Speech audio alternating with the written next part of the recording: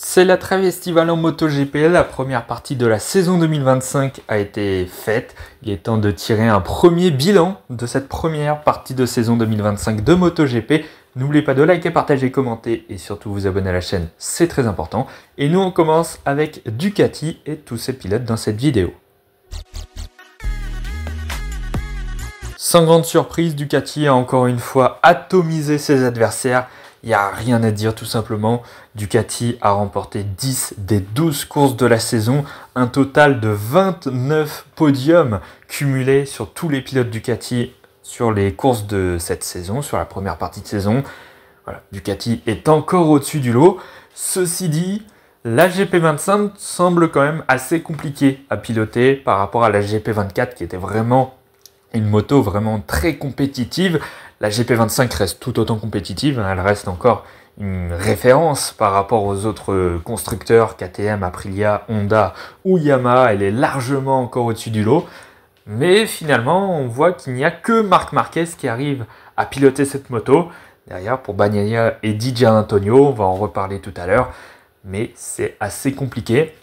Un petit point d'interrogation quand même, puisque la GP25, elle gagne aux mains de Marc Marquez, mais on connaît tout le talent de l'octuple champion du monde. Maintenant, voilà, est-ce que c'est Marc Marquez qui surpilote au-delà des capacités de cette moto, ou est-ce que c'est vraiment les deux autres pilotes qui ont des difficultés? Difficile à dire, mais bon, en tout cas, dans tous les cas, Ducati est largement au-dessus du lot. Au championnat par équipe, c'est les trois équipes Ducati qui mènent le team officiel devant l'équipe Gresini et l'équipe VR46. On démarre les bilans des pilotes désormais avec le leader du championnat, Marc Marquez. Il est là où on l'attendait au moment où il a signé pour l'équipe officielle Ducati. On s'attendait évidemment à ce qu'il joue le titre mondial. Eh bien, je pense qu'on peut le dire, mais il est en plein dedans et il y a quand même de grandes chances qu'il aille chercher le titre. Alors, il reste encore 10 courses cette saison, rien n'est fait encore, une blessure est si vite arrivée. Mais voilà, Marc Marquez est largement au-dessus du lot. On a même l'impression que sur la majorité des courses, il ne force même pas. On a l'impression qu'il a un pilotage coulé et qu'il n'y a rien à faire. Il est tellement rapide, il s'est adapté tellement bien à cette GP25 que finalement, même sans attaquer, il gagne avec une avance assez confortable de quelques secondes à chaque fois sur son dauphin. C'est bien simple, Marc Marquez a remporté 8 des 12 courses principales de cette saison. Il a également remporté 11 des 12 courses sprint de ce début de saison. La seule fois où il n'a pas gagné la course sprint, il a terminé deuxième. Voilà où en est Marc Marquez. Il a une avance assez confortable de 120 points sur son frère Alex Marquez. Sur son coéquipier, c'est 168 points qui séparent les deux pilotes Ducati officiels. C'est un avantage absolument colossal. C'est monstrueux ce qu'a réussi à faire Marc Marquez. En début de saison, on s'y attendait tous. Marc Marquez allait jouer des victoires, allait jouer le titre même face à Francesco Bagnaia. Mais personnellement, je ne m'attendais pas à ce que Marc Marquez domine autant. Je pensais qu'il allait y avoir un beau duel entre Marquez et Bagnaia. Alors, j'avais plutôt tendance à dire que Marquez allait quand même être champion, malgré tout. Mais ouais, clairement, je ne m'attendais pas à une telle domination. Voilà, il enchaîne les victoires, sprint plus course principale à chaque fois. Il y a eu quelques boulettes cette saison. Il y a eu sa chute alors qu'il était en tête au Grand Prix des Amériques. Il y a eu une chute aussi au Grand Prix d'Espagne. Bon, voilà. Au début de saison, on s'est dit, il gagne à chaque fois, mais il fait encore des boulettes, comme il faisait ces dernières années, et même au moment où il gagnait des titres, il chutait déjà pas mal. Au début de saison, c'est ce qu'il a un petit peu fait, mais voilà, il s'est vite rétracté et tout va bien maintenant, il ne chute quasiment plus. Ouais, ça fait depuis le Grand Prix d'Espagne qu'il ne tombe plus. Alors, il y a eu une chute aussi en Grande-Bretagne un petit peu plus tard. Bon, il a eu un peu de chance avec le drapeau rouge qui est arrivé. Au final, il termine 3e de la course. Mais voilà, il ne chute quasiment plus et il enchaîne les victoires. Maintenant, ça en fait 5 de suite. Série en cours actuellement. Marc Marquez est tout simplement au-dessus du lot et il s'approche petit à petit d'un 9e titre mondial. En revanche, que c'est difficile pour Francesco Bagnaia, son coéquipier, le double champion du monde MotoGP, est en grande difficulté dans cette première partie de saison. Il n'a remporté qu'une seule course dans ce début d'année, c'était au Grand Prix des Amériques, en profitant de la chute de Marc Marquez justement. Sinon, finalement, c'est très très compliqué. Moi qui m'attendais à une bataille féroce avec Marc Marquez pour le titre, et ben au final, même Alex Marquez s'est inséré entre les deux pilotes Ducati officiels. Bagnaia est 3e du championnat, il compte 168 points de retard sur son coéquipier, il en compte également 48 de retard sur Alex Marquez pour le titre honorifique de vice-champion du monde. Ce serait un moindre mal au vu de son début de saison compliqué. Mais ouais, Francesco Bagnaia ne s'est absolument pas adapté à cette GP25, il a énormément de problèmes. Pourtant, malgré toutes ces difficultés en début de saison, il arrivait à être assez régulier puisque sur les 5 premiers Grands Prix, il termine à chaque fois dans le top 4. Et avec les chutes de Marc Marquez au Grand Prix des Amériques et au Grand Prix d'Espagne, finalement Bagnaia était toujours en course pour le titre. Donc s'il avait réussi à s'adapter à la GP25 par la suite, il aurait pu tout à fait au moins avoir un écart beaucoup plus faible. Mais au final, c'est là que les problèmes ont commencé à arriver encore plus. À partir de sa double chute au Grand Prix de France en sprint et en course principale. Il a ensuite enchaîné avec une nouvelle chute au Grand Prix de Grande-Bretagne. À partir de là, ses espoirs de titre mondial étaient quasiment terminés. Depuis, il termine à chaque fois 3e ou 4e en course principale, mais en course sprint, c'est très très compliqué pour Bagnaia. Il y a 2 courses sur les 5 dernières où il ne marque pas de points. Au Grand Prix de République tchèque, il ne termine que 7e en partant de Naples. Donc ouais, c'est assez compliqué. Là, sur les 5 derniers Grands Prix en course principale, son meilleur résultat, c'est 3e. 3 podiums sur les 5 dernières courses, sinon c'est 4e. Donc c'est quand même assez compliqué pour Francesco Bagnaia qui arrive à avoir un semblant de régularité. Il y a juste eu la France et la Grande-Bretagne où ça a été vraiment très, très, très compliqué. Quand on regarde le nombre de points inscrits en course principale, finalement, il n'est qu'à 2 points d'Alex Marquez pour la 2e place. Mais en fait, c'est les courses sprint qui l'handicapent énormément. C'était déjà le cas en début de saison 2024 où il marquait beaucoup moins de points en course sprint par rapport à Jorge Martin, ce qui lui a potentiellement coûté le titre mondial, une partie en tout cas sur les courses sprint. Et là encore, c'est encore le cas. Il est à peu près régulier en course principale, mais en sprint c'est compliqué, et c'est là où il perd le plus de points face au frère Marquez. Entre 2021 et 2023, c'était souvent que Francesco Bagnaia sur les premières courses avait un petit peu de mal, et en deuxième partie de saison, il se réveillait un peu plus. En 2021, il avait gagné 4 courses sur les 6 dernières, je crois, en fin d'année 2021. En 2022, on se rappelle de sa remontada au championnat pour gagner son premier titre face à Fabio Quartararo. En 2023, c'était un petit peu pareil. Le début de saison n'avait pas été terrible, et puis à la fin, il avait bien mieux géré le championnat et il l'avait remporté à la fin. Là, est-ce que ce sera la même chose ? C'est vraiment pas sûr parce que là, clairement, il a beaucoup de problèmes avec cette GP25. Les entrées de virage sont particulièrement compliquées pour Bagnaia qui n'arrive pas à trouver assez de grip pour freiner correctement et pouvoir donc gagner du temps, que ce soit en qualif ou en course. Donc, ouais, il y a encore beaucoup de problèmes pour Bagnaia. Espérons qu'il puisse trouver quelque chose, au moins pour la fin de saison, pouvoir se battre sur quelques courses pour des victoires. Parce que maintenant, le titre mondial, c'est terminé, sauf catastrophe pour Marc Marquez. Je ne vois absolument pas comment Bagnaia pourra remonter tout cet écart face à son coéquipier. Donc voilà, maintenant, le seul espoir de Bagnaia sur la deuxième partie de saison, c'est de jouer quelques victoires et réussir à avoir quelques week-ends vraiment bons, histoire d'aller se battre, de se confronter avec Marc Marquez au moins de temps en temps, et lui montrer qu'il pourrait être une potentielle menace en 2026. Mais actuellement, ça n'en est absolument pas une. Déjà, si Bagnaia arrive à aller chercher Alex Marquez, ce que je pense qu'il est possible de faire pour l'Italien, déjà terminer vice-champion, ce sera déjà un moindre mal dans cette saison compliquée. On continue avec Alex Marquez, le pilote Gresini, que l'on ne voyait absolument pas à cette position à la mi-saison. Il est 2e du championnat. Qui aurait prédit ça ? Franchement, c'est l'une des plus grosses surprises de cette première partie de saison.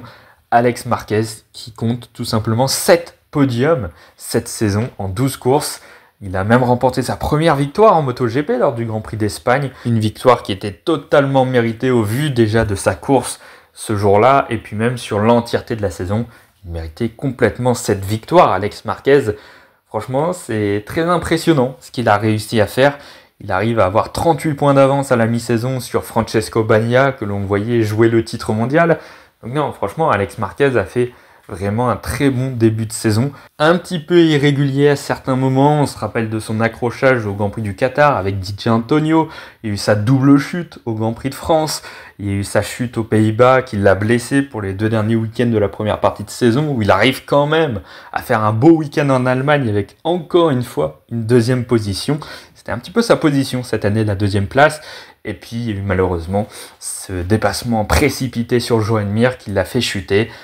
Bon voilà, la fin était un petit peu plus compliquée avec cette blessure et quelques chutes supplémentaires par rapport au début de saison. Bon voilà, Alex Marquez a souvent été 2e en course principale et surtout en course sprint où il a un nombre de 2e places, notamment derrière son frère, qui est assez incalculable. C'est quand même assez exceptionnel ce qu'a réussi à nous faire Alex Marquez. Imaginez que cette saison quand même, on a eu 5 doublés des frères Marquez en course principale. On en a eu le double en course sprint, 10 doublés Marquez en 12 courses sprint. C'est quand même assez incroyable. Il y a eu juste les 2 dernières courses sprint en fait, où Alex Marquez n'était pas sur le podium. Mais sinon, à chaque fois, ça faisait 1 et 2 le samedi. C'est quand même assez exceptionnel d'avoir une telle régularité, surtout pour un pilote comme Alex Marquez, qui n'a pas fait des choses exceptionnelles depuis son arrivée en MotoGP en 2020. Et là, clairement, cette année, il se révèle au guidon d'une GP24 qui est absolument exceptionnelle. On l'a vu déjà la saison dernière aux mains de Martin et Bagnaia notamment. Il avait une GP23 l'année dernière assez compliquée à piloter, donc il n'était monté que sur un seul podium finalement, ce qui était une moins bonne saison que son année 2023. Et puis cette année, clairement, il a explosé totalement. C'est de loin sa meilleure saison en carrière en MotoGP. Est-ce que ça va continuer en 2e partie de saison? Ça reste à voir. Pour moi, je pense qu'Alex Marquez aura peut-être un petit peu plus de mal. Est-ce que Bagnaia sera capable d'aller chercher Alex Marquez pour la 2e place? Ça reste à voir. Il y a encore un petit gap quand même entre Alex Marquez et Francesco Bagnaia. Mais clairement, ce serait une véritable surprise d'avoir Alex Marquez vice-champion du monde de MotoGP cette saison. On ne l'avait absolument pas vu venir. On continue avec son coéquipier Fermin Aldeguer qui a fait une première partie de saison assez intéressante. Il est évidemment le meilleur rookie de ce début de saison, 10e au championnat, il est dans le top 10 avec cette Ducati, donc c'est bien. Alors évidemment, il a le matériel pour faire des bonnes performances, la GP24, voilà, je le dis depuis tout à l'heure, c'est une très très bonne moto.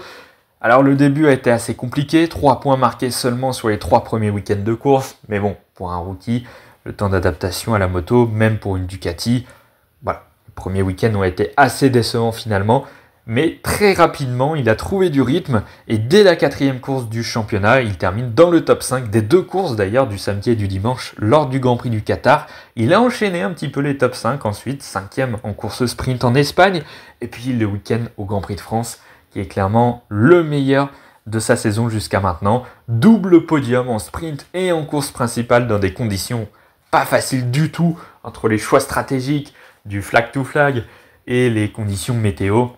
C'était pas du tout facile de faire un podium dans ces conditions. Et puis, Fermin Aldeguer a réussi à faire ce podium le dimanche. Donc, non, franchement, il a un beau potentiel, Fermin Aldeguer. C'était un petit peu la question en début de saison. Est-ce qu'il allait être performant ou non au vu de sa saison dernière en Moto 2? On s'était dit, bon, ça va peut-être un peu coincer. Et puis au final, il nous a montré quand même qu'il a une belle pointe de vitesse, même si je n'en doutais pas. D'ailleurs, en début de saison, j'avais dit qu'il allait faire peut-être 1 ou 2 podiums dans la saison. Il en a déjà fait 1. Il en a même fait 2 en course sprint, puisqu'il est monté sur le podium aussi de la course sprint en Aragon. Donc c'est un début de saison assez bon. Plusieurs top 5, des podiums. Donc c'est assez encourageant pour Fermin Aldeguer. J'ai hâte de voir ce qu'il peut donner en 2e partie de saison, où il aura beaucoup plus d'expérience, forcément. Et potentiellement des capacités à faire encore de bons résultats dans cette 2e partie de saison. Si tout se passe bien, Fermin Aldeguer devrait être le meilleur rookie de cette saison 2025. Place maintenant au pilote de l'équipe VR46, Fabio Di Antonio, tout d'abord, 5e du championnat. Il est remonté sur le podium pour la première fois depuis sa victoire au Grand Prix du Qatar en 2023, donc ça faisait un petit moment. Il est monté sur le podium au Grand Prix des Amériques, il est monté une fois de plus sur le podium à domicile dans le Grand Prix d'Italie. Alors, Fabio Di Antonio, c'est un petit peu une saison en dents de scie. Il y a eu des courses où il est performant, hein, les jours où il est sur le podium par exemple, et même quand il n'est pas sur le podium, il y a quelques courses où il est là, il est présent dans le top 5. Mais globalement, on sent quand même que c'est assez poussif encore pour Fabio Di Giannantonio, qui ne s'est pas complètement bien adapté à cette GP25. Il y a des week-ends de course où c'est vraiment compliqué, notamment le dernier week-end en République tchèque, où vraiment le week-end a été désastreux. Il termine même pas dans les points à la régulière, avec une Ducati quand même. C'est la Ducati de Marquez qui gagne, donc c'est quand même compliqué. Disons que Fabio Di Giannantonio, il alterne les hauts et les bas cette saison, en cette première partie de saison en tout cas. Il est à peu près au niveau de Franco Morbidelli, qui lui est resté sur la GP24. Donc pour moi, comme je l'ai déjà dit, la GP24 est meilleure que la GP25 en perf pure. Maintenant, il y a des pilotes qui y arrivent mieux que d'autres sur la GP25 avec Marquez ou la GP24 avec Alex Marquez par exemple. Mais finalement, quand on voit le niveau des deux pilotes VR46, c'est assez similaire. Et c'est pas pour rien qu'au championnat, il n'y a que 3 points d'écart entre Di Giannantonio et Morbidelli, qui ne sont pourtant pas sur la même moto. Donc, ouais, Di Giannantonio, c'est bien, mais il en manque encore un petit peu sur certains week-ends de course. C'est assez compliqué. Donc, j'ai hâte de voir comment il va s'adapter à cette GP25 sur la deuxième partie de saison. Est-ce qu'il va pouvoir nous faire d'autres très bons résultats ?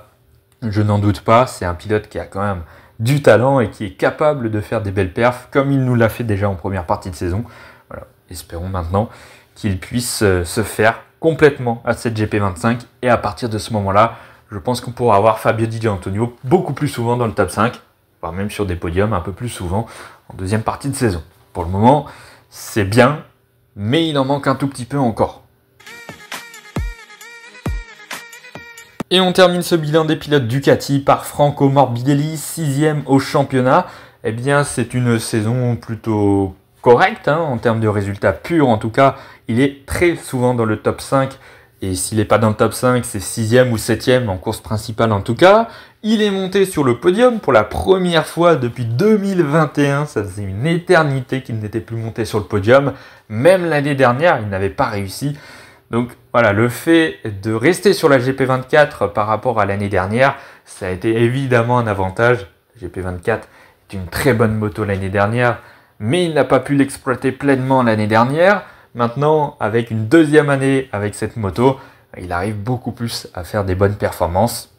Ça se voit, c'était assez attendu. Je m'attendais un petit peu quand même à ce que Morbidelli fasse de meilleures performances qu'en 2024. C'est le cas. Il a été assez régulièrement au niveau de Fabio Di Giannantonio. Avant sa blessure, lors de la course sprint en Allemagne, il était même devant son coéquipier italien au championnat. Avec les 2 derniers week-ends qu'il n'a pas participé, forcément, il a un petit peu dégringolé au championnat. Il s'est fait dépasser par Fabio Di Giannantonio. Et voilà, en termes de performance pure, Franco Morbidelli est dans le coup. Et il pourrait donc continuer en MotoGP potentiellement en 2026. Même si sa place est encore menacée par un certain Pedro Acosta. Ça se joue entre lui et Acosta pour la place pour 2026, même si je pense quand même que l'Italien pourra la garder l'année prochaine chez VR46. Alors par contre, tout n'est pas rose pour Franco Morbidelli. En termes de performance pure, ça va, il n'y a quasiment rien à dire. En revanche, en termes de manœuvre en piste, c'est beaucoup plus compliqué quand même pour Morbidelli, qu'on voit souvent pénalisé sur la grille notamment, où il gêne souvent des pilotes en qualification. C'est vraiment idiot. À chaque fois, il se prend 3 places de pénalité sur pas mal de courses. Je crois qu'il y a 3 fois où il se prend des pénalités. C'est quand même beaucoup sur 12 courses. Enfin, même pas 10 du coup, puisqu'il a fait quelques courses en moins. Donc, c'est vraiment dommage. Il y a quelques actions en piste, même en course, qui sont assez regrettables. Sa manœuvre de dépassement sur Maverick Viñales au Grand Prix d'Italie, par exemple. Et en plus, il fait la boulette de rater son long lap. Du coup, il doit en refaire un. C'est vraiment dommage, des erreurs comme ça.